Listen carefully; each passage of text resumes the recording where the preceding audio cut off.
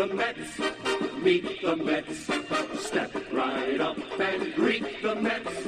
Bring your kiddies, bring your wife. Guaranteed to have the time of your life, because the Mets are really socking the ball, knocking those home runs over the wall. East side, west side, everybody's coming down to meet the METS Mets of New York town. Oh, the butcher and the baker and the people on the streets, where do they go? To meet the Mets! Oh, they're hollering and cheering and they're jumping in their seats. Where do they go? To meet the Mets! All the fans are true to the orange and blue, so hurry up and come on down, 'cause we got ourselves a ball club, the Mets of New York town.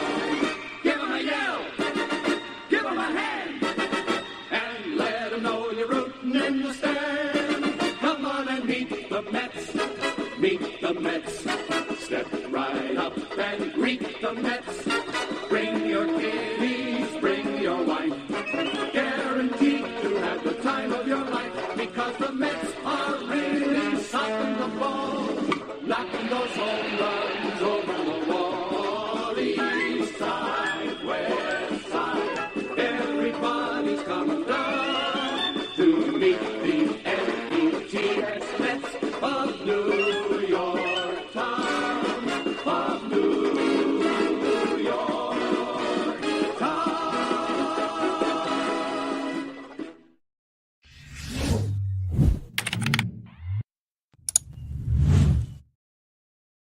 What's up, Mets fans? Welcome back to Talking Mets here, Rob, with a very special live stream here today to welcome the new manager, the 25th manager of the New York Mets, Carlos Mendoza, to Queens, and we're all going to welcome him to Queens and looking ready to go. And guess what, guys? Another manager, 5 managers within a small time frame, 6 managers if you count Carlos Beltran. There's been some speculation that it's the 24th manager in Mets history, because Beltran didn't actually step onto the field as a manager. He was fired before he can actually be a manager in the dugout for a game, an official game. So they're calling it the 25th manager, according to MLB and Mets.com, but a lot of people are calling it their 24th. So we're going to go with the choice of, Beltran was the manager for basically a week and a half. So I'm going with the 25th manager in Mets history. And, a franchise that's a little over 60 years old, having 25 managers just showing you how unsuccessful this franchise has been. Bobby V was here for a long time. Davey Johnson was here for a long time. Gil Hodges was here for a long time. There was a lot of, 4 or 5 years, and you got the Willie Randolphs, you got the Terry Collins, who was almost basically a guy that nobody expected here to be a long time. We're hoping for stability here, right? We're hoping Mendoza is here for a second contract, not just the 3 years that he got. That's where we are as Mets fans. I think we are all rooting for Carlos Mendoza. Nobody, even if you believe that he might not be a good manager, we're all rooting for him. He's going to get cheered at Citi Field on opening day. That's a guarantee, right? You always have hope, right? And that's the way I think we have to look at it here. Carlos Mendoza spent a long time in a winning organization. Yes, that was the New York Yankees. Yes, that name is somewhat banned amongst Mets fans' mouths. But remember, guys, he's coming from a winning franchise. He was with the Yankees organization for 14 years. He was with the organization when they won the World Series in 2009. And on top of that, he's been the bench coach with Aaron Boone for the last 4 years. He has a ton of in-dugout experience, in-game experience. He dealt with the defensive positioning and analytical parts of the Yankees over the last couple of years, specifically with defensive metrics, and worked with the analytical team as well. So, and he had a lot of times where he basically became the de facto manager when Aaron Boone decided to get thrown out of a game every single day. So he has a ton of experience. He knows New York. He is a guy that is, from Venezuelan descent. He is a guy that is bilingual, obviously. It's going to help. It's going to go a long way. A lot of people wanted Beltran because he relate to the Latin American players as well. So Carlos Mendoza can do that. And if you heard his quotes the other day or yesterday, he says that he's going to give it his all. He's going to do everything he can to bring a championship to the two Queens. And yes, he is. I believe he is wearing number 28. So we'll see if somebody asks him a question about that. I think that is a little stick to the Yankees because of the fact that he's been with the Yankees organization for so long that he probably believed that he deserved an opportunity probably after Girardi was fired and Boone got the job. So I think he wants to stick it to the Yankees, even though, he respects the Yankees and the Yankees gave him opportunities. The opportunity that he really wanted, which was manager, guess what? He didn't get it.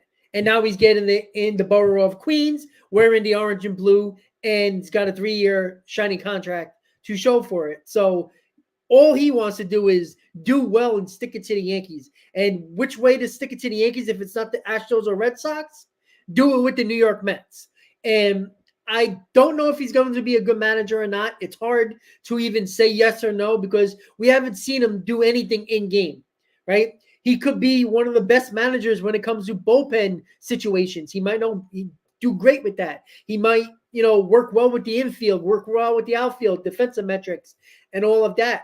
We know about the lineup is a collaborative effort. He's not doing this alone. So I see it as this. The managers are not what they used to be, but when there's certain in-game decisions that, are going to have a gut decision, is he going to make that call based on his gut or just based on the numbers? That's yet to be determined yet. So we are just waiting for the Carlos Mendoza introductory news press conference in the Mike Piazza Club, 31 Club at Citi Field at 12 o'clock. Once it gets started, I will give you the live audio. I would love to give you the actual video feed, but of course, copyright situations, I'm not allowed to do that. But for everybody who can't, pay attention and watch, you get to listen to the audio and what the questions are, what he has to say, and what David Stearns has to say and Steve Cohen has to say as well. So I'll bring you all the audio, and then we'll do a little post audit after the press conference and see what everybody and Met fans are thinking in regards to what Mendoza said, what Stearns has to say, and what Cohen has to say. And hopefully he has a good press conference. Again, there's a lot of guys that had really good press conferences and are terrible coaches or managers. There's guys that had bad press conferences that became really good managers or coaches. So I think, him just, having a good press conference means absolutely nothing. And him having a terrible press conference doesn't mean he's going to be a bad manager. So make sure you hit on that like button, guys, so we can get more people in the stream. So people can watch this later on and give my instant reaction to his questions and answers.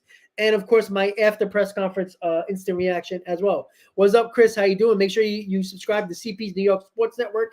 Chris is a mainstay on my channel with the Mets Roundtable podcast. He was on last night on Mets Hot Stove with the boys. So make sure you subscribe to his channel. So once again, guys, the most important thing here as Met fans is that a manager is only as good as the players, right? I think that's obvious, right?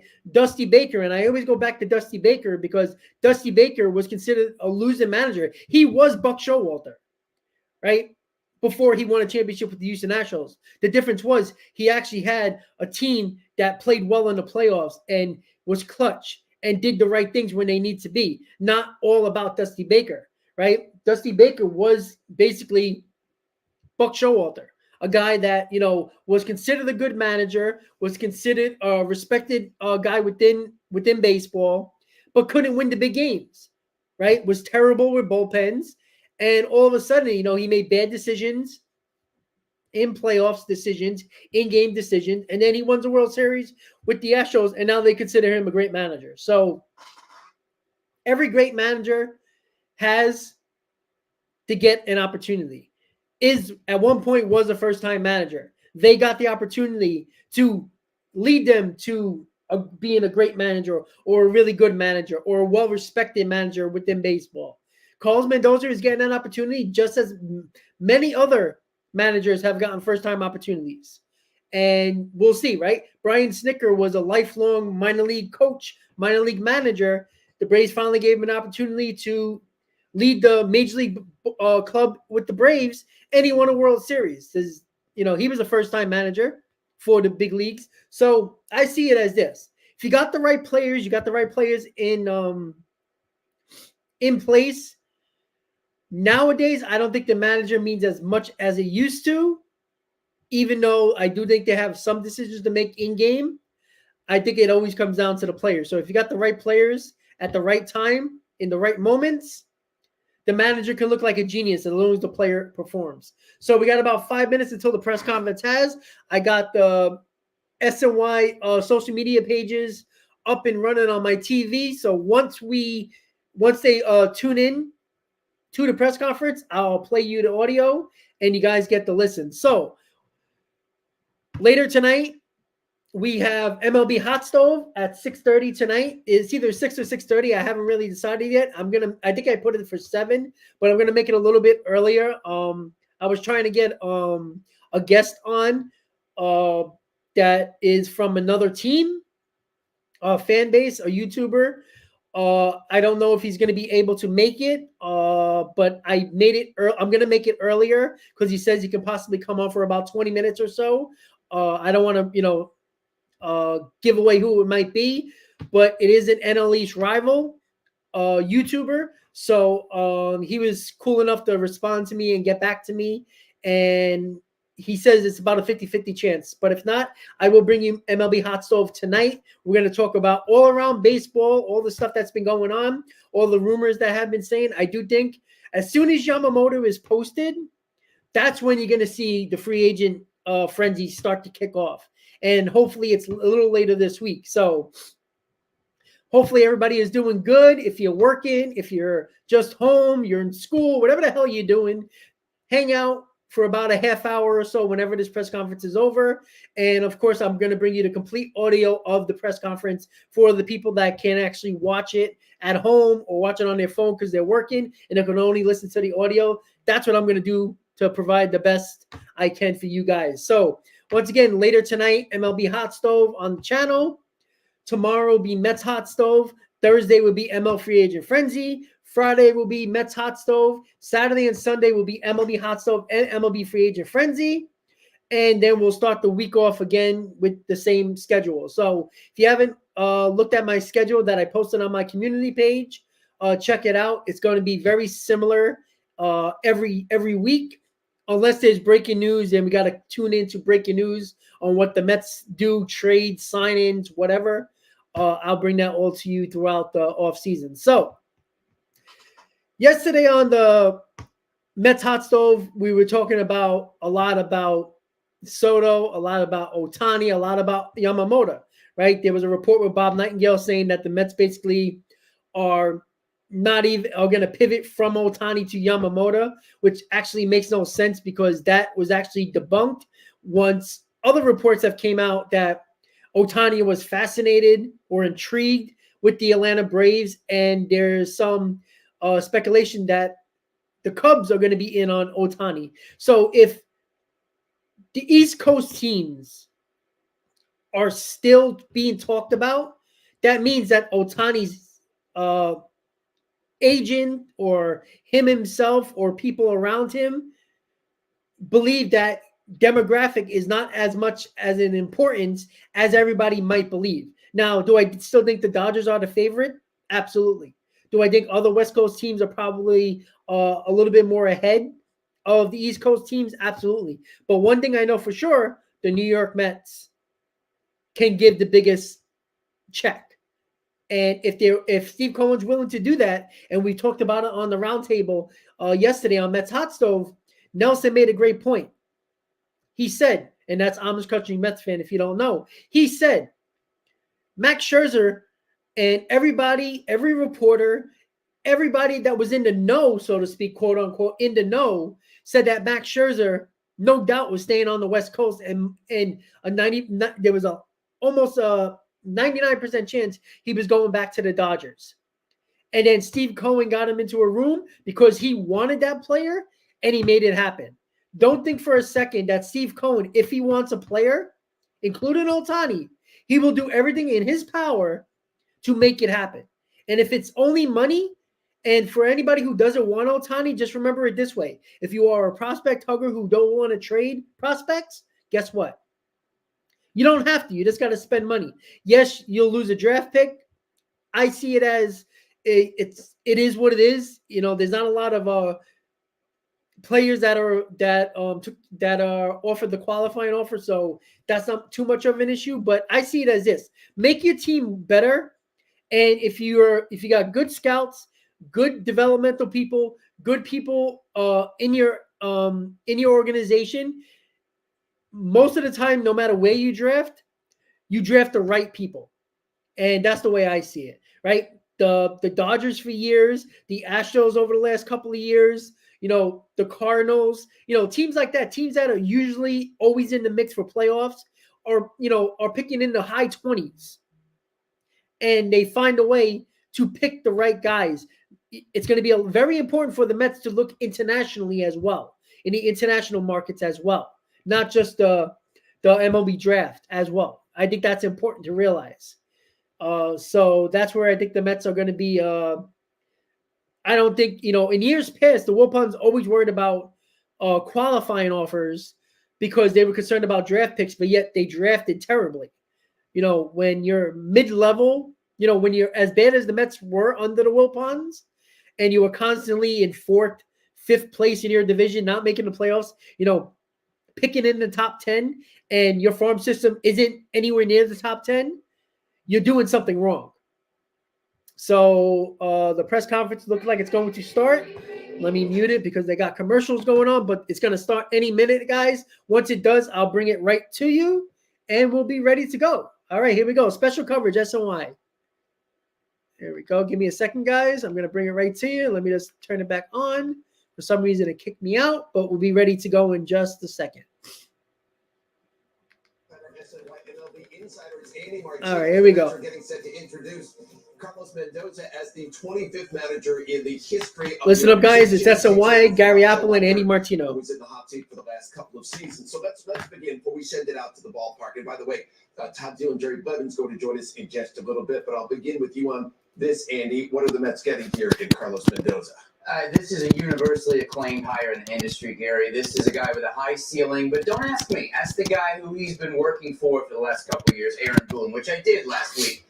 Boone said a lot about Mendoza. He loves him, but here he says he's a complete package. He's open-minded. He's in tune with everything in the game, meaning nutrients, analytics, dealing with players. He's not afraid to debate, talk. Very important. He has the ability to push back on anything, but he knows he doesn't know everything. So what we're describing there, and what Boone is describing there, is a guy who the Yankees really didn't want to lose because he knows how to talk to a front office about ideas that might not be great. And I think, speaking of ideas, we're going to hear from Mendy himself right now. All right, let's go out to the ballpark. The introduction of Carlos Mendoza. We send it to City. All right, here we go, guys. At this point, I'd like to turn it over to David Stearns. Thank you, Zach. Thank you, everyone, for being here today.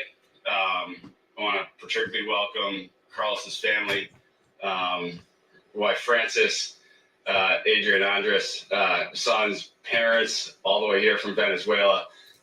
We're thrilled that you all can be here today. Welcome to the Mets. Throughout this process, we prioritize finding a manager who can not only impact and lead our team in the dugout, but who can help us shape an environment throughout our entire organization as well. And I firmly believe that Carlos has the ability to do that. Carlos's upbeat, positive personality, his genuine care for people, his baseball knowledge, his experience in this city, his sincerity, all shown throughout our process, throughout our time getting to know each other, and make him the right person for this job. We've talked about before, I've talked about before how big these jobs are. We ask our manager to communicate with a wide swath of people, from the clubhouse to the front office, with all of you, to ownership.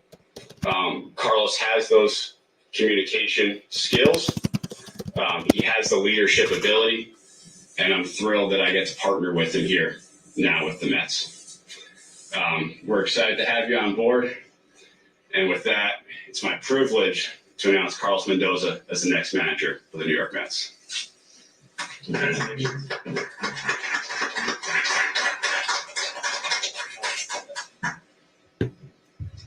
There you go, putting it on the jersey, number 28. Venezuelan born, 14 years in the Yankees organization, 4 years as the Yankees bench coach, and now the Mets manager, the 25th Mets manager in Mets history.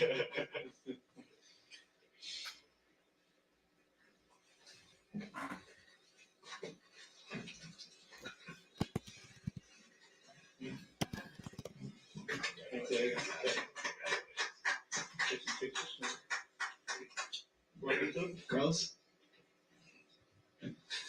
Man, this feels good. It feels great. This is a great day. This is a special day for me, my family, and the Mets organization. For me, it's an honor and a privilege to be wearing this uniform. And I would like to thank Steve and Alex for giving me this great opportunity, for believing in my abilities to lead this ball club. Thank you. I'd like to thank David and the baseball operation people. You guys put me to work. It wasn't easy, but I'm excited to partner with you and the organization, and looking forward for great things here to come. I would like to thank my parents. My mom, happy birthday. Today's my mom's birthday, and this is incredible.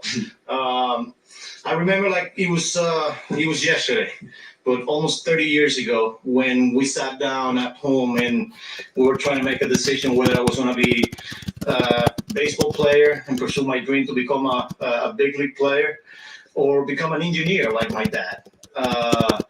And I was pretty firm, and I remember when I said I want to be a big league player. Well, I didn't become a big league player, but today I'm the manager of the New York Mets. So for that, thank you so much. To my dad, and I want to make sure I say this in Spanish so he can understand here. Para mi papá, ha sido el mejor coach, el mejor mentor que he tenido en mi vida. Gracias por enseñarme los principios y valores de la vida. El respeto, la humildad, el sacrificio y el trabajo fuerte. Para mí es un honor, y de verdad, papá, que siempre has sido y siempre lo serás mi mejor coach. Gracias. To my wife, Francis, thank you for not only being my best friend. You've always been there for me through the good, the not so good times, supporting us, raising our kids. You gave up everything in life. You gave up. I remember having this conversation with you. Are you sure you want to do this? You gave up your career as a dentist back in Venezuela, your mom, your sister, and all the people that you love. And you say, I'm ready to do this with you. And here we are, Francis. I love you so much, and I can't wait for this new chapter in our life. To my boys, Adrian and Andres, thank you for being there, for understanding that Dad is away from home for a long time. And one thing I'm going to tell you is now you're coming home. You're coming to New York. The other question you asked when David called me and gave me the news was, Dad, are we going to be able to come to the field and practice with you now that you are the manager? The answer to that is yes, you're coming with me, and we're going to get to spend some time and practice as well. So thank you so much. I'd like to thank the the San Francisco Giants organization for giving me the first opportunity to become a baseball player back in 1996. I would like to thank the New York Yankees for giving me the opportunity to become a coach and to develop as a coach and eventually as a big league coach here in New York. There's a lot of people that I want to acknowledge here, but we could be here for a long, long time, you know. But there's one guy that I want to mention because I remember when I was finishing my playing career, and he approached me and asked me if I wanted to become a coach. And, you know, I thought about it. Then we decided, you know, with my family to pursue that career. And when I got done managing my first year, he called me in the office and said, Carlos, you're gonna be a manager in the big leagues. And here I am. I know you're proud. Mark Newton. Thank you so much. I also like to thank my sister back in Venezuela, Lorena. Thank you for the support. I'm getting emotional here. And I want to say something in Spanish too, to my country and to the Latin community. Para mí es un honor y un privilegio estar aquí sentado en estos momentos y representar a mi país, a Venezuela y a toda la comunidad latina, mediante esta plataforma de ser manager en grandes ligas de los Mets de Nueva York. Mi consejo siempre es que nunca se rindan cuando ustedes están buscando sus metas, cuando ustedes pasan por momentos difíciles. Si Carlos Mendoza one thing for sure, he does really, he genuinely worked hard for this, and you see how much it means to him. And I think that matters. Again, he could be a bad manager, but you can see how much it means to him. Siempre lo puedes lograr con respeto, con dedicación, cuando trabajas fuerte. Y aquí estoy, pues, representándolos a todos ustedes. Le doy todas las gracias, de verdad que sí. Y a los fanáticos de los Mets de Nueva York, para mí es un honor y un orgullo, un placer tener puesto este uniforme. Espero, pues, aportar a esa cultura que se ha venido construyendo. Entiendo que son unos fanáticos muy exigentes y estoy completamente preparado para esa gran oportunidad y traer campeonatos a la ciudad de Queens. All right, so when I first started that process, and David first called me, and the more we got deep into conversation and with his baseball people, and we started to get to know each other really well. You know, the way they were asking me questions, I was asking them a lot of questions. They were not only interviewing me, but I was also interviewing them because I wanted to know what they were all about. And when they started talking about culture, people, relationships, preparation, that I felt a connection right away because that's who I am. I care a lot about people, relationship, respect, and the ability to put a product, you know, there's going to be able to compete for championships. I understand people are saying this is a big challenge, you know, especially for a guy that never managed at the big league level. I understand the city of New York. I've been here for the past 6 years, and I know how passionate the fan base is and the expectations that they got here. Just know that I understand, and I am ready for this challenge. I see this as a great opportunity. This is a great opportunity for not only Carlos Mendoza, but for the New York Mets. Man, this is great. The one thing that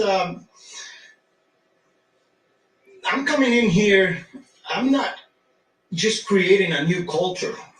People need to understand that this is a team that won 100 games not too long ago, and they started to create something special. And I'm coming in to continue to add to that culture, to continue to add to those positive things that we're already building a couple of years ago. And when we start talking about culture, I do believe that culture is not just your tradition.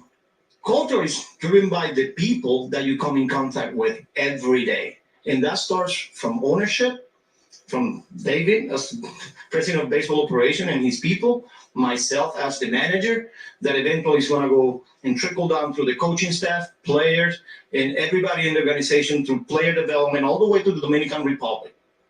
Culture is driven by us, by the way we connect, by the way we think, by the way we value our culture, by the way we communicate each and every day. And that's my goal. That's my goal, to continue to drive that culture. I came up in the area, back in 1996 when I was taught to play the game with fundamentals, to respect the game, to pay attention to details. That's how I came up as a player. But I also, when I came up as a coach, all the information that came available, I was able to learn that side of the game. And I'm planning on using that. There's a balance, right? And I'm planning on using both of them. At the end of the day, it's about connecting, it's about building relationships, and it's about winning championships. And I'm hoping that we get that opportunity here with David and the whole organization. I'm going to surround myself with people that are going to bring energy. They're going to earn the respect from players and from everyone in the building. That people that are going to be honest, that are going to hold people accountable, and we're going to be able to hold each other accountable. But at the same time, we're going to have fun. This is a hard game. And then it's played by human beings. And at the end of the day, we got to have fun. And I'm really looking forward to it. And the last thing I'm going to say is, I want to say thank you to all of you that are here in the audience. And I'm really looking forward to building that professional working relationship. Because I know how much you guys care. I know you guys have a job to do, talking to the media members.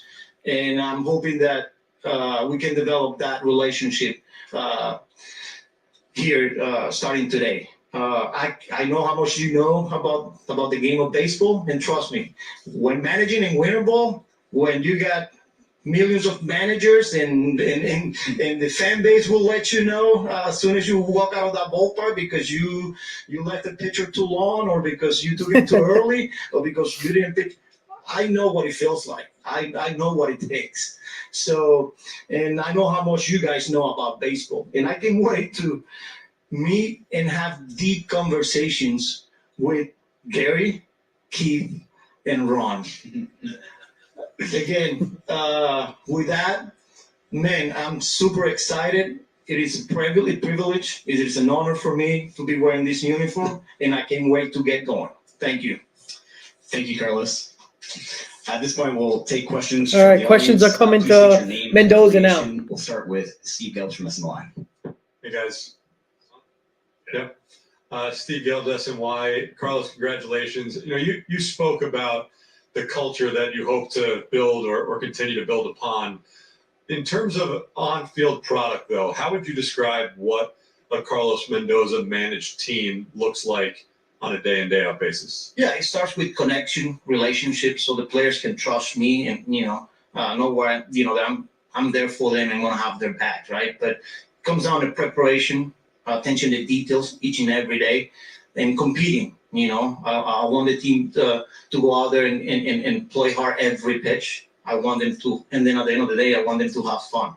But I'm a huge and a big believer. I've learned through my experience that the connections, the trust, the respect, the relationships in the locker room, in the clubhouse, when you care about people, when you connect, it creates that culture that we're talking about that eventually will show up on the baseball field. But guys are going to be prepared, and just know that we understand the expectations here in New York. And David, for you, I know that the two of you didn't know each other prior to this process. So what was the initial process, I guess, for you to figure out the list of people you wanted to interview? What did you hear about Carlos? And then ultimately, when you did get to meet him, what pushed him across the finish line? Yeah, so as we went through this, there were a couple different stages. The first stage was sort of that standard due diligence stage, reference checks, calling around, trying to get to know as much about our candidate pool as we possibly could. And when you get through that stage, you have a pretty good feel for who each candidate is, what their backgrounds are, what people have to say about them. Then for me, the next stage was really ensuring that I felt a connection to the person who was going to be our next manager. We've talked about the partnership that these types of jobs require. We're going to be spending a lot of time together. We're going to be on the phone a lot together. We're going to be dealing with some real highs, and at times we're probably going to be dealing with some lows together as well. And we're going to have the relationship, the bond, and the trust to collectively work through that. And I think the more time Carlos and I spent together, the more we both felt comfortable that we had the ability to do that together. In the center. Saludos, Carlos, Natalie, lasmayores.com, felicidades. Hablaste hace un momento de tu experiencia en el béisbol invernal. Obviamente son ligas muy distintas, pero la meta es la misma, ganar, a diferencia de ligas menores. ¿Qué tú sacaste de esos 2 años con los Cardenales de Lara que tú sientes te va a ayudar en este nuevo rol aquí en Grandes Ligas? Sí, gracias Natalie por tu pregunta. Mira, una gran experiencia. Yo siempre he dicho que no solamente como pelotero, sino como coach o como manager, esa es la mejor escuela que tú puedes tener, como que la universidad. Y mi experiencia en los últimos 2 años con el equipo Cardenales de Lara pues me ayudó a eso, a manejar las expectativas, a manejar un clubhouse, a manejar pues todas las personalidades que tú tienes contactos en el día a día, pero más que todo pues la importancia de ganar todos los días y ganar últimamente un campeonato. Lamentablemente pues no se consiguió en esos 2 años con la gente de Cardenales, que es un equipo que pues, para mí fue el equipo de la infancia. Pero el mayor aprendizaje fue eso, manejar las expectativas, cómo manejar con el personal, con los peloteros, y al final del día pues tener esa relación con todos ellos. Una bonita experiencia y yo creo que fue algo impactante en mi carrera. On the right. Yes, Bill Atson, MLB.com. For Carlos, after talking to the front office, what do you think of your current roster and what needs fixing? Yeah, that's a good question. I'm excited about our roster. Like I said earlier, this is a team that won 100 games not too long ago, and a lot of their core players are still on our roster, right? So I do feel really good about that. Yeah, we got some work to do, and I trust David and his team to continue to make improvement and to continue to add. But I am very excited with the group of players that we currently have on our roster. All right, my second question is, have you talked to Ozzie Guillen? He was the first person from Venezuela to manage a big league club. Just wondering, what advice has he given? Yeah, I know Ozzie because when he was retiring, I was at the beginning of my playing career, so we played together. He texted me right away, just wishing me good luck and just be myself. But yeah, I know Ozzie well, and I have a lot of respect. Obviously, as our first manager to win a World Series from Venezuela, so a lot of respect for him. Bruce on the left. Carlos, Bruce Beck, NBC4 New York. Congratulations. Thank you, Bruce. You sound optimistic, you sound enthusiastic, but what are your concerns? What are your challenges? That's a good question, Bruce. I don't know about if I call it concern or, like I said, challenge. I'm just excited to get the opportunity to be here in New York, Like I say, I've been here for 6 years. My family loves the city. I love, the city of New York. And I understand how passionate the fan base is. They want to win, and they have high expectations. And when you're not meeting those expectations, they're going to let you know. But they're also going to support you when you're playing well. I experienced playoff games here in October on the other side of town, and I can't wait to bring that, and to have that experience here in Citi Field with the Mets fans. Tim Neely from Newsday. David has used the words collaborate and partnership a lot throughout this process. What do those words and that dynamic mean from your perspective? Yeah, team. This is something that I've learned early on my career when I came up with the Yankees as a coach. You know, that using all the resources, asking people's opinion, having that ability to have a sit down and have that tough conversation and challenge people, you know. And I think when we talk about a partnership here, David talks about is trusting each other, you know, knowing that we're going to have each other's back, good or bad, you know, and then we're going to have conversations that are going to be tough, but at the end of the day, because of the trust and the respect that we have for each other, we're going to move on and accomplish great things. On the left. Carlos, first off, congratulations on the job. Mark Malusis, Pix 11 Sports.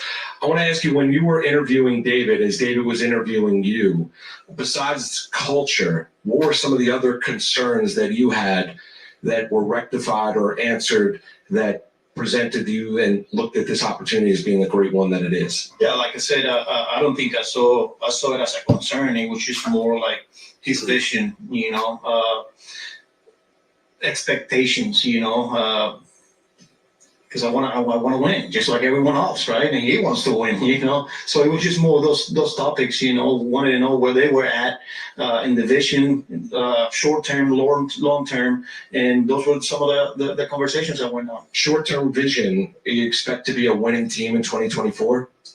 We expect to compete. We expect to compete in 2024. Wayfair presents. Oh, sorry guys. YouTube went into a little commercial. Sorry about that. I don't know. Not too long ago. All right, we're good. There you go. And we are excited about the group of position players that we got in the upper level. So yeah, I am excited. Will? Hey, Carlos. Will Salmon from The Athletic. David has mentioned you knowing what it takes to win in New York and to lead in New York. I know you mentioned expectations. What does leadership look like in New York? What does it require from you? Yeah, it requires. There's a lot, obviously, especially here in New York, because there's high expectations, and the fans are going to let you know that they expect to win, they expect championships, and they're going to let you know when you're not meeting those expectations. But I go back to relationships, you know, building that culture in that clubhouse with players and people that you work with can trust you. I believe that this is a huge part of the job, you know, and that you're going to go through some ups and downs. And I'm ready for this challenge. I'm ready for this new chapter, and I can't wait to get going. In the back. Angie Hernández en New York One, en español para ti, Carlos. Felicidades. Gracias. Quiero saber cuáles serán tus estrategias viniendo ya el 2024 para los Mets. Mira, estrategia como tal, pues podemos hablar mucho. Primero tenemos que empezar a armar el roster. Obviamente, como lo he dicho, muy contento por las piezas que tenemos. Un equipo que esperamos que va a ser competitivo. Es un equipo que tiene piezas que ganaron 100 juegos no hace mucho tiempo atrás. Y mira, todo dependiendo del roster que uno tenga para hablar de estrategias, pero es agresividad, es preparación, es comunicación, es que de verdad que nos podamos respetar y que podamos disfrutar del juego de béisbol al final del día. On the right. Carlos Ramblin from AP. What day and what were the circumstances when David and the Mets called and told you were going to get the job? Were you seeing him at home? Was it a phone or a Zoom? Yeah. And David, what was it and when did you decide he was the one? My boys and my wife are smiling right now because he was pretty stressful, you know. I was, you know, flying across country and meeting with, you know, people. And I remember it was a Sunday, and the whole day I was pretty tired that day. And my youngest one, Andres, came up to me, I don't know, probably like at 6:30, and he was like, "Dad, I'm bored. I want to go out and play catch. I want to do some picks." You know, he's a pretty good infielder, right? And sure enough, I went out there, started throwing picks and doing some glove work and all that. And before I know it, my phone rang. It was David. I was like, "All right, we got action here." So I came back in and I sat down in front of my wife, and I received the news, and you know, I could hear my wife, you know, crying, and my boys jumping already, and you know, so yeah, it was pretty exciting. And what was the thing that made you decide he's the one? These are these are evolving processes, right? And so we do our best, not only to get to know the candidates and the people as we're meeting them, but also try to learn about them as much as we can. And really, the more I learned and we learned about Carlos, it felt like a great fit. And then after we spent some time together, and it was clear to me that we were going to have the ability, I think, on both ends to build the type of relationship, spend the type of time together that we're going to need to spend together. That's when I think I realized that this could be a really good match, and I became really excited about it. Daniel Reyes, Grandes en los Deportes, CDN Deportes. Carlos, felicidades. Gracias. Como venezolano y latino, ¿cómo te sientes de finalmente ser manager de MLB? Orgulloso, de verdad que sí. Para mí es un honor y un privilegio pues estar aquí sentado y con este uniforme, siendo el manager de los Mets de Nueva York. Como lo dije en el statement inicial, pues no es nada fácil para nosotros los latinos de llegar y estar ganarse una posición de esto, porque al final del día tú te la ganas con el trabajo, con el respeto, la dedicación. Y ese es el mensaje pues que yo le doy a toda esa gente, pues no solamente en el béisbol, sino en la vida como tal, de que no es nada fácil y que hay que luchar por conseguir tu sueño y que cuando tú te caigas pues hay que levantarse. Y bueno, de verdad muy agradecido, dándole las gracias a Dios por darme esta oportunidad mediante esta plataforma del béisbol de las Grandes Ligas, donde yo puedo impactar y ser ejemplo para esas generaciones, pues no solamente en Venezuela, sino en toda Latinoamérica. On the right. Hi, Carlos. Laura Albanese from Newsday. You had talked about surrounding yourself with people that can build the culture here. When it comes to coaching staff decisions, what in particular are you looking for, either with the people that you decide to retain or the ones that you look to bring on?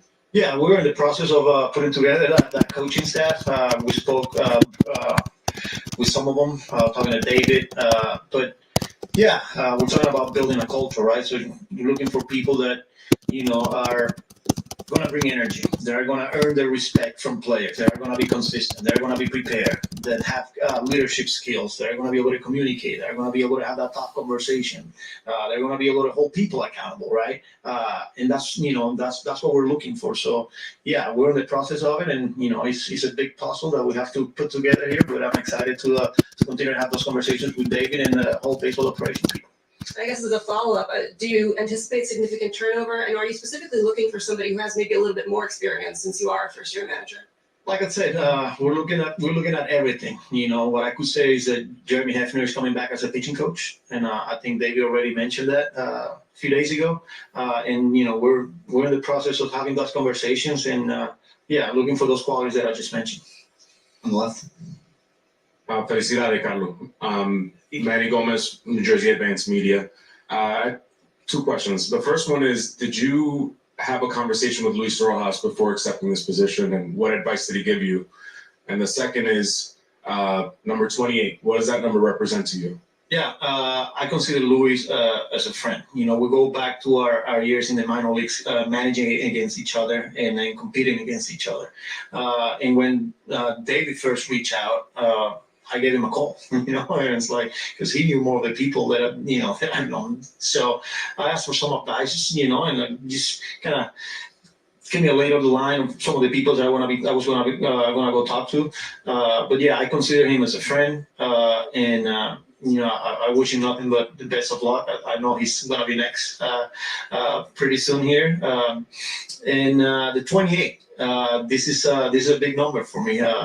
And it's when I first started playing winter ball with Tiburones de la Guaira, they gave me this number, and I won the Rookie of the Year that year. And fans started buying that jersey. So that and it's also a special family date, because that's when I first met my wife at the time.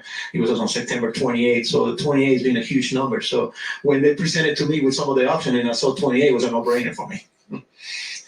On the right.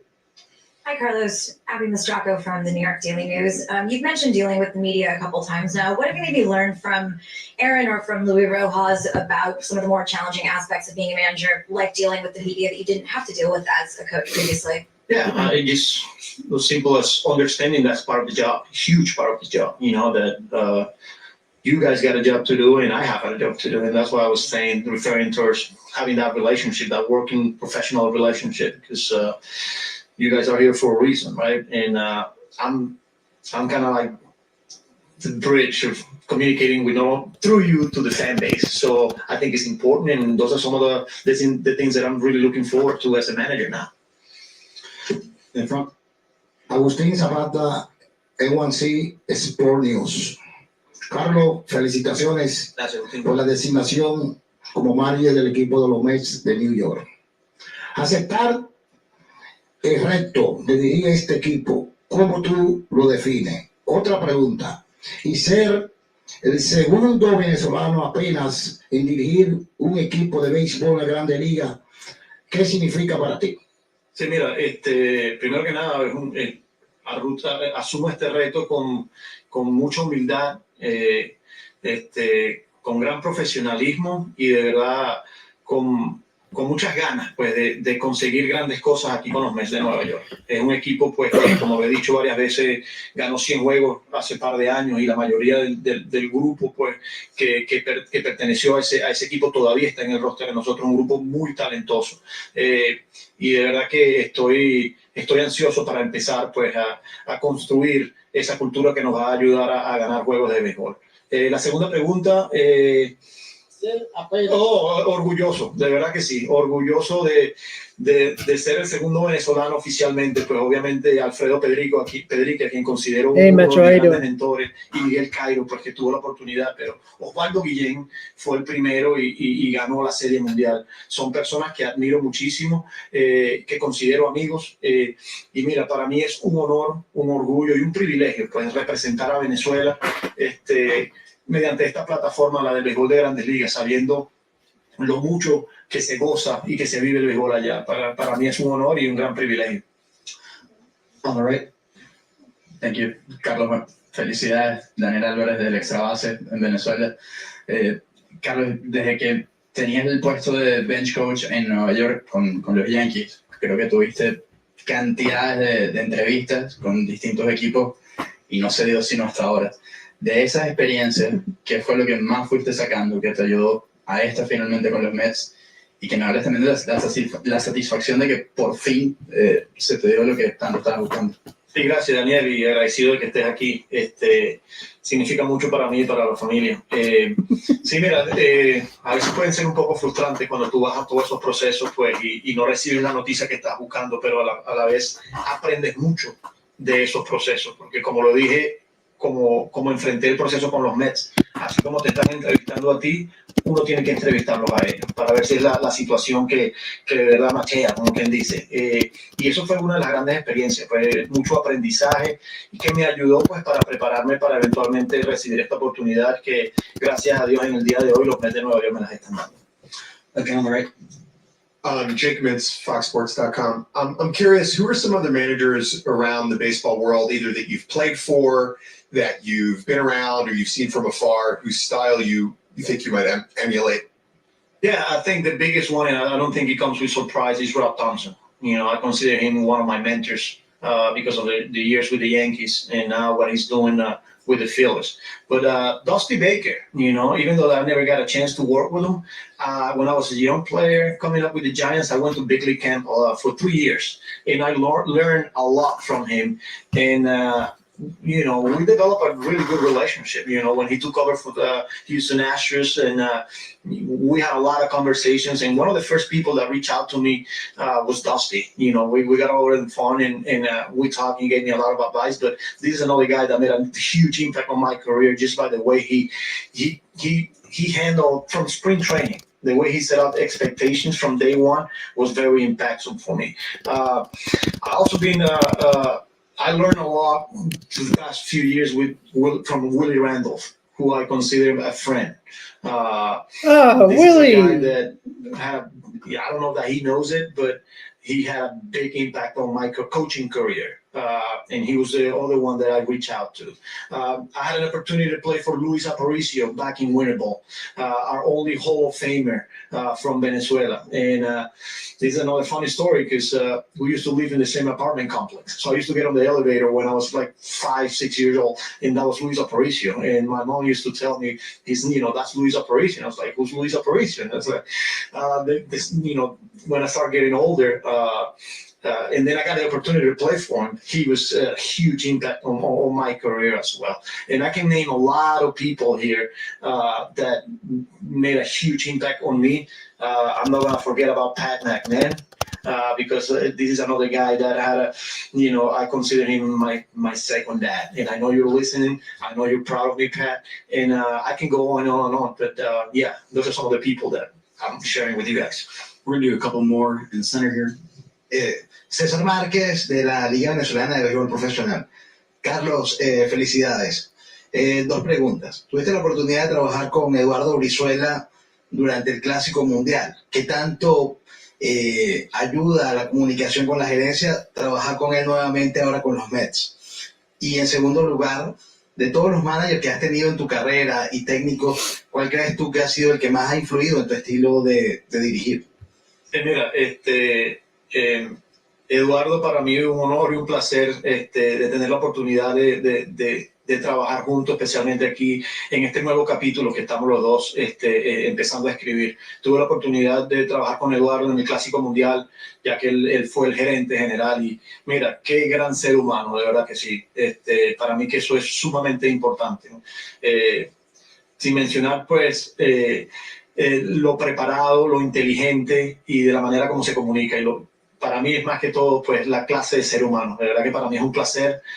No sabía pues porque él no fue parte de este proceso. Cuando yo estaba en el proceso pues él todavía no pertenecía a la organización y pues qué sorpresa para mí que una vez pues entero que Eduardo pues voy a estar trabajando con él. Para mí de verdad que orgulloso de él también.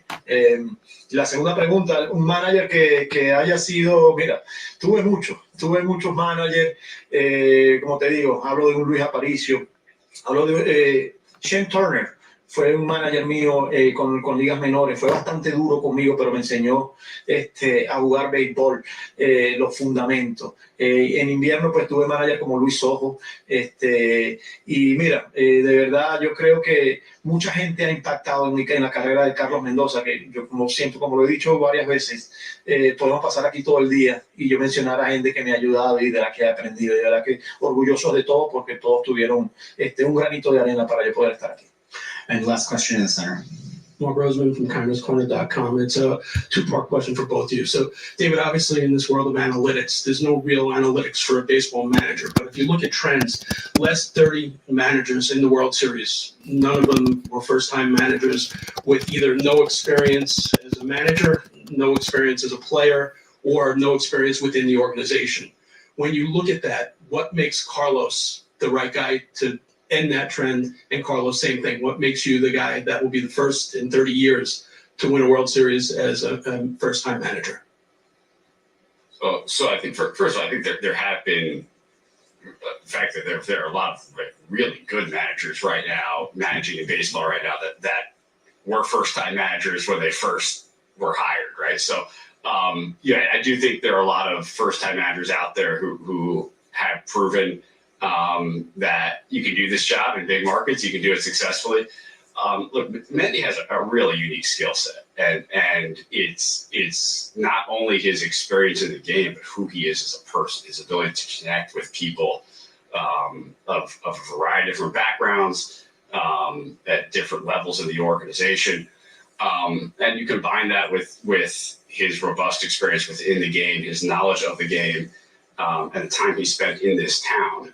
And I certainly have confidence that he's the right person.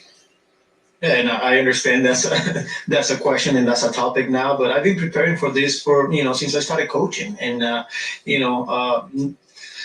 every step along the way, and especially my last 6 years here in New York, I know it's real, and I know the expectations from the fan base, but it's one of those where I can't wait to get started. I know I'm ready. I know I'm prepared, and I know how much the fans wants to win, and that's what we're here for. Thank you very much and congratulations. Before we do a photo op, I'm just going to a couple of instructions. We've asked the beat reporters to go over here and the local TV stations over there. And at this point, we're going to do a photo op on the stage. So Carlos Mendoza, All right, guys. So that is the press conference again.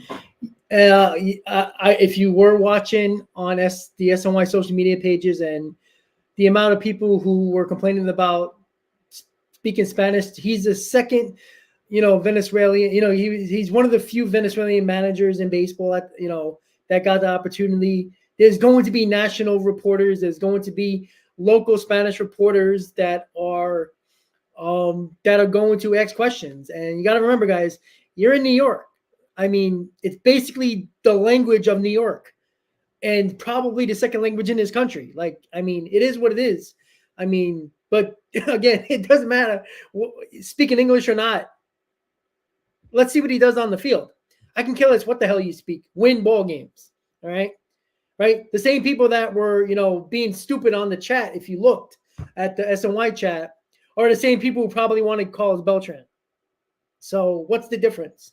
Difference is the guy's been in an organization in baseball for 14 years as a coach, as coaches in baseball. And, he was a bench coach behind Aaron Boone. You got to remember, again, and David Stern said it at the end, and I'm glad he said it because I've been saying that since Carlos Mendoza was hired. Every great manager was a first-time manager, okay? At one point, that person got that coach, that manager got an opportunity and became a successful manager and possibly a World Series manager. You have to give guys opportunities. If you never give guys opportunities, all you're going to be doing is recycling managers that most of the time have not won. And that's what it usually is. Right? And like I said, Dusty Baker was a recycled manager. He failed with the Cubs. He failed with the Giants. And he came to Houston and he won a World Series. Why? Because the players on the team. I think we lose focus on exactly what's important here. And that's the players. All right. If Pete Alonso and Lindor and McNeil and Nimmo and whoever else you want to mention on this team don't do the job in the biggest moments, I don't care if you have any manager. The greatest manager in the world does not matter if your players do not perform in the biggest moment when it matters. It's just that simple. It's just that simple. So, and this is not, high praise for Carlos Mendoza, but there's things that he says that are nice. Is that he talked about accountability. That was one thing I wanted to hear because in 2021, when Luis Rojas was there was no accountability. 2022, Buck Showalter actually brought that accountability, and for some reason, it came back in 2023. So at some point, somebody's got to put their foot down and make these players accountable for their actions, for their play on the field. If you don't perform, you won't play. If you don't perform, we will find somebody who does. That goes for the prospects, and that goes for the guys who are mainstays in this organization, right? At some point, you got to start blaming the players, not just the manager, right? How many people are complaining about a first-time manager, but they couldn't wait to get rid of Buck Showalter? So, and I took how many comments throughout this season about Buck Showalter, and now everybody's complaining about a different manager. You're never going to be happy unless you give people opportunities here. And for all we know, Carlos Mendoza can be the best manager, one of the best managers in Mets history. We had a lot of them. Give him a chance. There's nothing wrong with that. There's nothing wrong with that. And by the way, more than 75% of players are Latino, all right, are from Hispanic descent and heritage. They speak Spanish. Get over it. I'm as white can be, all right? It does not matter to me, all right? Did I understand what they were talking about? No. Get Google Translate. Deal with it. It's not the end of the world, guys, right? But one of your, the prospect huggers, and I know some of you here, listen up. Francisco Alvarez, who everybody wants on this team and to play and should have been up last year earlier or 2022 earlier, they're from the same country. That actually matters. Don't think that's not going to help Francisco Alvarez. Again, Alvarez still got to hit the ball, but still, just win ball games. I don't care if you speak 45 different languages. It really does not matter to me. Just win ball games. And we lose focus on the things that matter. Don, let me just see the comment. Here's another question for the message. What do you what do you good people think about using a 6-man rotation? Well, there was talk about that. Again, it really depends on how the Mets see. If the Mets do get Yamamoto, there's probably more of a chance of a 6-man rotation. Even though Kodai Senga has developed into a really good pitcher and a runner-up for Rookie of the Year, he basically pitched as an ace the second half of the season and pitched almost every 5th day. So a lot of people don't really. It's really hard to say because like I don't like 6-man rotations because you might be helping Yamamoto and Senga, but you might be helping like guys like Quintana, or if you sign Montgomery or whoever else you sign who's used to a 50-man rotation, you're helping 1 or 2 pitches to hurt the other 3. I don't see that as a good thing. I understand if you got off days, you want to give Yamamoto or Senga days off. That's understandable. Yeah, sometimes I'm beige, sometimes I'm red, sometimes I'm white. It really depends on the day. BX, we don't have to hire a Japanese coach. I think that's so overblown. You think a player is not going to come here, right? A lot of people think he's going to the Dodgers. Can you find a Japanese coach ever, anywhere? No. The fact of the matter is that a player is going to come if you give him the most money. I mean, could we stop with the nonsense that they choose where they want to go? No, they don't. They pick the most money, all right? Right? There's rare occasions where you'll get a player that goes to a team they want to go to. Usually it's a team they were already currently on that they re-signed with, right? Aaron Judge is the perfect example. There's not many others that take less money to go to a team they weren't currently on. And that's where people are not paying attention. A player, and Ohtani is included. Don't think for a second Ohtani's going to take a lot less money to go, say, to somewhere on the West Coast. If there's a team on the East Coast that offers him an substantial amount more, he's going there. It's just that simple. All right, unless he goes back to the Angels for less money, he's taking the most money, just like every other free agent that's going to take the most money, right? Yeah, they want to be on competitive teams and winning teams. Well, very quickly, a team that looks like a winning team can be a very bad team if they don't play well, all right? Why don't he go to the Oakland A's? To West Coast. You know what I'm saying? Like it's funny how people just think of these players like they're not going to take the most money. 99% of them do. So we'll see how that goes.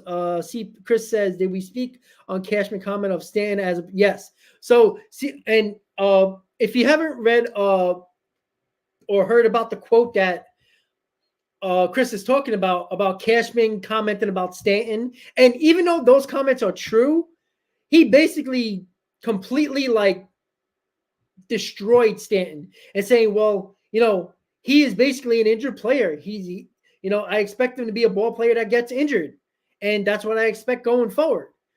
And when Cashman said that, and if you read the comments, it was more condescending than it actually I actually sounded with the quote.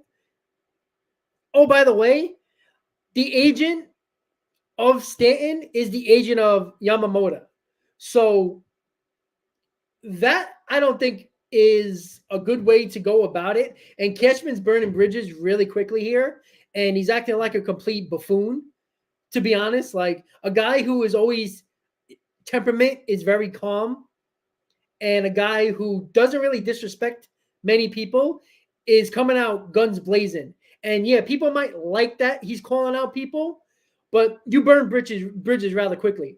And you see what happens when Judge goes down and they can't rely on anybody else. Giancarlo Stanton has been a better performer in the playoffs than Aaron Judge as a Yankee. So keep on burning bridges, and at some point, nobody's going to wants to deal with you. And I think Cashman's leaning into that aspect of, talking about players, Stanton can't control when he gets injured. Any player can't do that. All right. To talk about a player's injury and make it seem like this guy wants to get injured is stupid. And that's a bad job by Cashman. And again, he's burning bridges here. The same agent for Stanton is Yamamoto's agent. You don't think that's a problem for an agent who represents a player that you basically called out big time? And I'm all on board for calling out players, but for calling out a player who is actually injured and did everything he can to get back onto the field, you can't help that he gets injured. Like, he can't help that. I guarantee you, if Stanton had a one wish that would come true, is him not to get injured. It's silly.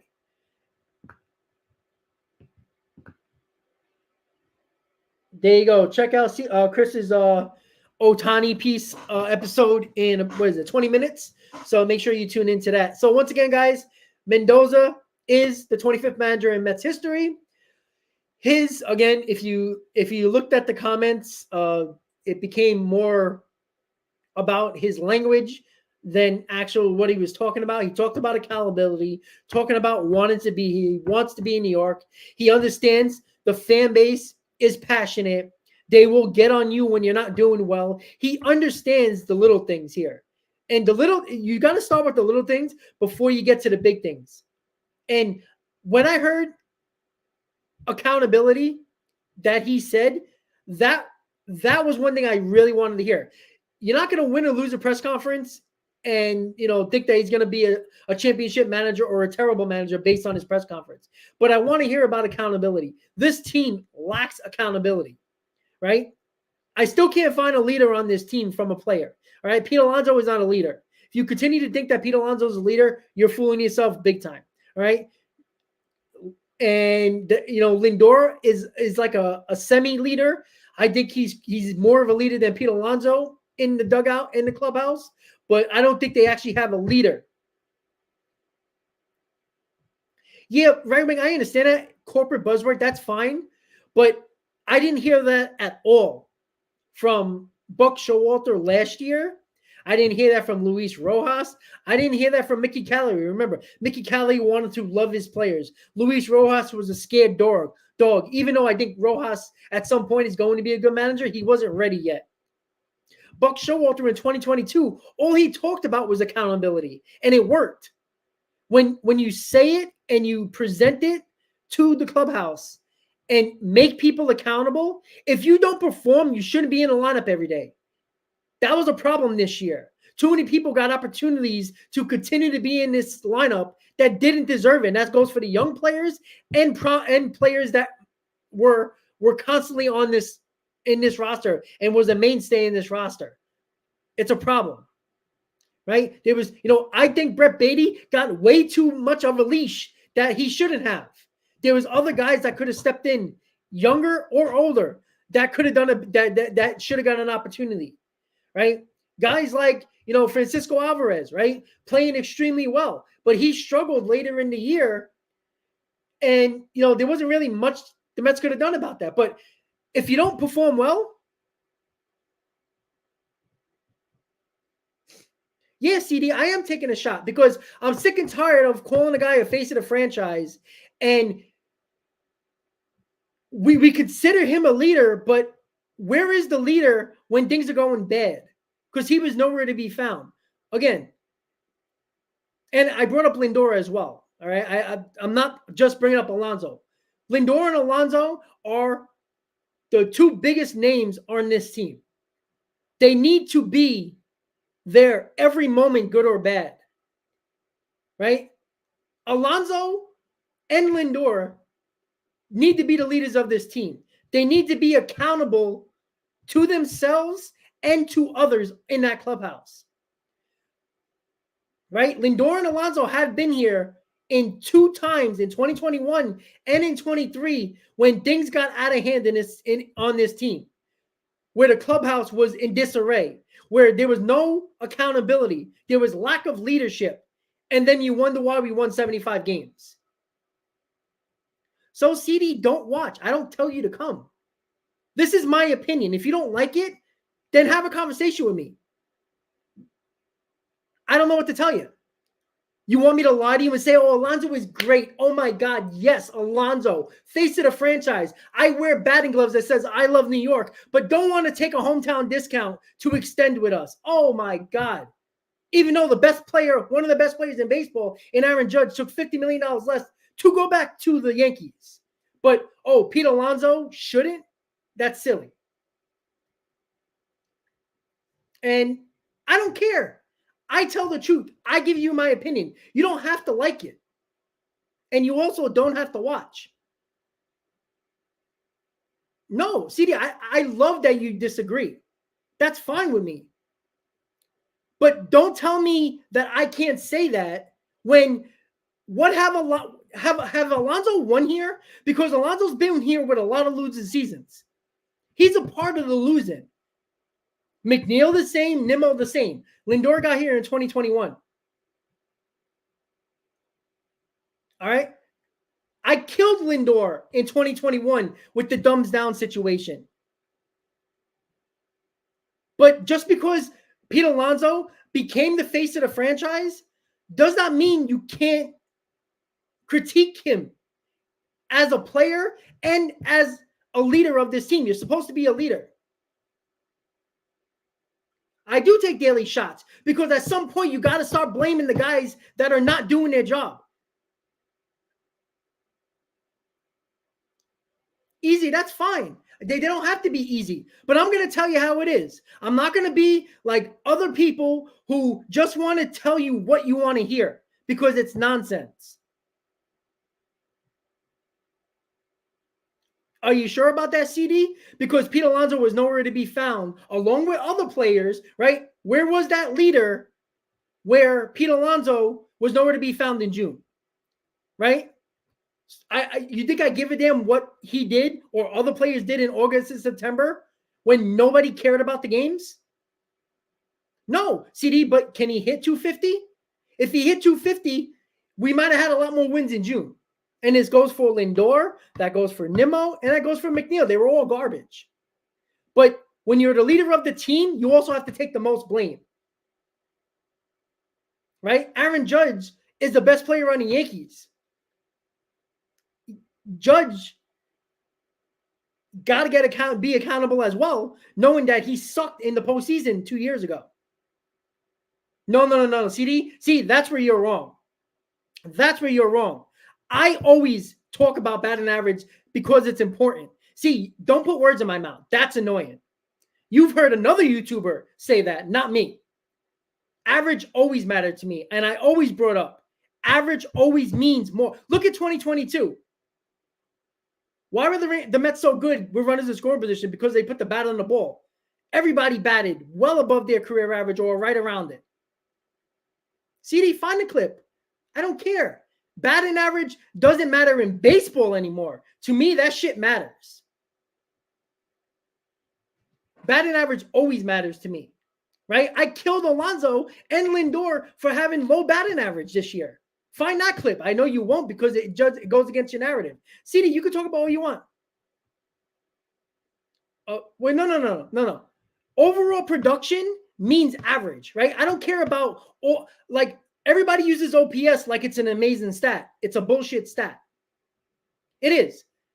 Because there's a guy that can bat 210, hit 45 home runs, and have an OPS over 850, and they use OPS like, oh my God, he's great. No. Right? Alonso's a career 250 hitter. That's important. Maybe if he batted that this year, along with Lindor, and if McNeil was a 300 hitter, maybe this team would have been better. But they were the important players on this team in June were nowhere to be found. Right? April and May, the offense saved the pitching staff. When the pitching finally started to come around in June, guess what? The offense was nowhere to be found. On June 1st, we were in a wildcard spot. At the end of June, we were nowhere to be found. That's a problem. I blame the players. You want to blame the coach? Blame the coach. That manager's gone. At some point, we got to, and I agree with you, CD. I'm sorry, I agree with you, Easy. We're going to see who the bench coaches are. I think it's important to get veteran coaches here as well with Mendoza. But the fact of the matter is, the players need to play. The players need to perform. And don't perform for 3 months and in August and September when games don't matter, and not talk about June when it actually mattered. You know, the Mets were terrible with runners in scoring position, and that's the whole team. And last time I checked, Alonso's a part of the Mets, right? I don't put him to the side and say, oh, let's not talk about Alonso because, you know, we're not allowed to critique Pete Alonso because he's the face of the franchise. Bullshit. All right? If other people don't want to do that, that's on you. But I critique everybody. I killed Lindor in 2021. I was killing McNeil this year. You can't bat 40 to 50 points less and think that it's going to help this team because you were good in August and September. Nobody was watching. Maybe us, we were, but other people, the casuals, weren't because nobody cared. The fact of the matter is, at some point, this core, and I do hope Alonso's here with Lindor and McNeil and Nimmo. I hope that core four is together for a very long time. But they also better win. I mean, because if you don't win, who are you going to blame then? Everybody else? Right? Alonso got great, he was an okay fielder and worked his ass off to be a really good first baseman. Right? With Alonso, last year, his average was very much lower than his career average. That hurt the team. Right? The Mets hit a ton of home runs more than they hit in 2022. We won 75 games. So, yes, average does matter. I've always loved average. Right? Give me the real stats. Average, RBIs, home runs. You want to give me on-base percentage? I'll even give you that and a little bit of slugging. Everything else is irrelevant. I don't want to hear that war nonsense. OPS is a flawed stat. It always is a flawed stat because the guy can bat 205. Put it this way. Look at Schwarber, who is under a 200 hitter and has over an 850 OPS because he hits home runs. The Mets, as a team, hit more home runs than they did in 2022. All the people that wanted power, well, you got it. Shouldn't you be happy? Power is not the only part of baseball. We have to understand that. Does it help? Absolutely. But we still have to get them averages up. You know, Lindor, when it really didn't matter, got his average back up to 250, around his career average. But he was a 210, 215 hitter in June as well. He's not the only one. You know, Alonso's not the only one to blame here. You know, McNeil was a shell of himself. Nimmo was pretty decent, but he wasn't what he was in 2022. But, you know, this whole team's got to get better. And no matter who you bring in, the face of the franchise is still Pete Alonso.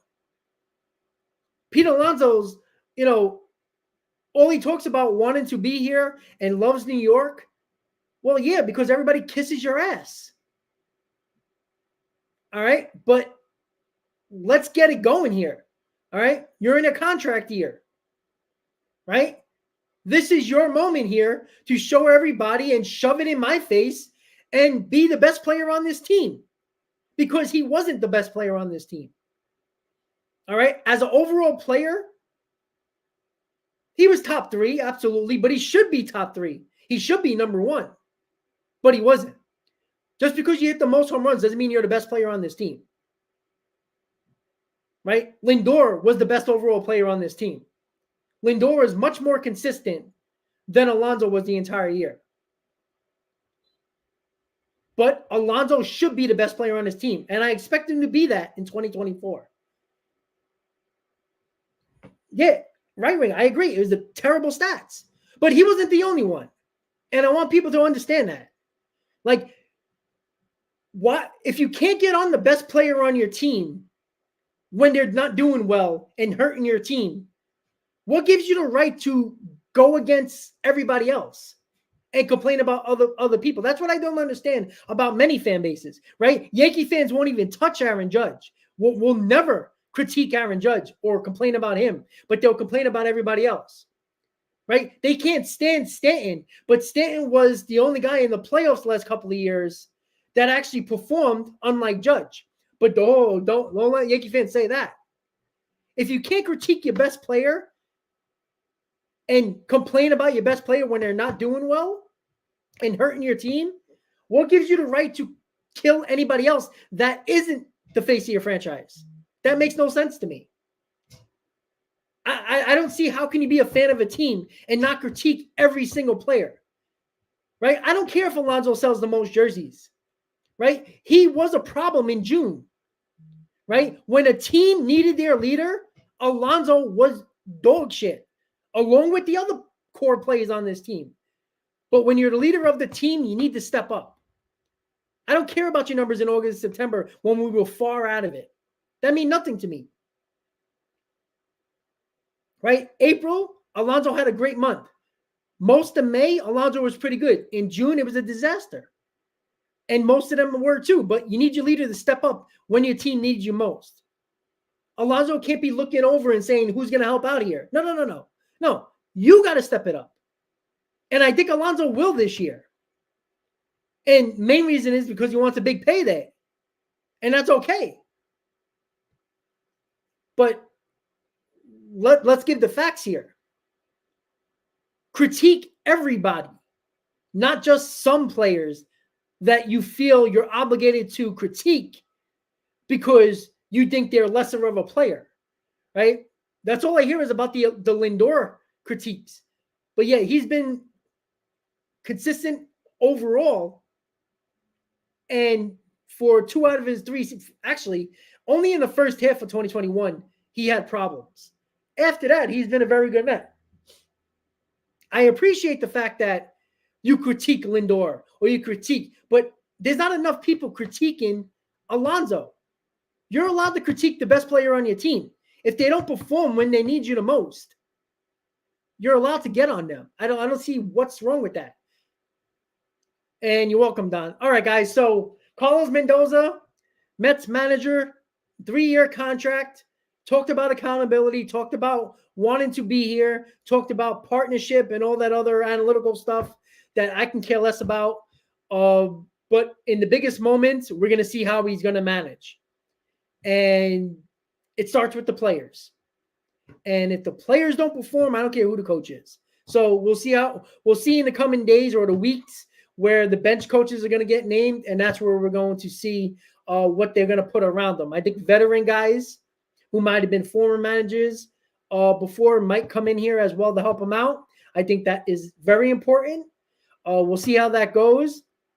And hopefully in the coming days, Yamamoto will be posted, and then we really can get into the whole Mets trying to do everything they can to get Yamamoto. So later tonight, 6 p.m., MLB Hot Stove. We're going to go all throughout baseball and talk about, obviously, the Mets and talk about what's been the rumors and news going around over the last couple of days in regards to around the league, what teams are favored to get what players, what teams, what they need the most, and what they're going to be looking for, pitching, bats, whatever they're going to see, bullpen. That's what we're going to talk about tonight. So tune in tonight, 6 p.m., and we'll be Hot Stove right here on Talking Mets and Rob. Once again, Carlos Mendoza, officially the Mets manager on November 14th.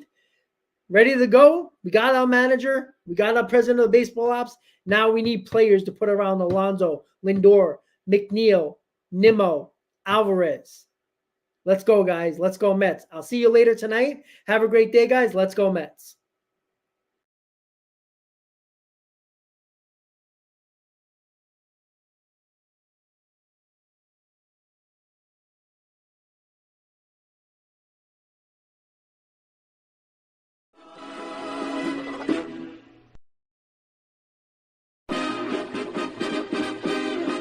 Meet the Mets, meet the Mets. Step right up and greet the Mets. Bring your kiddies, bring your wife. Guaranteed to have the time of your life, because the Mets are really socking the ball, knocking those home runs over the wall. East side, west side, everybody MLB.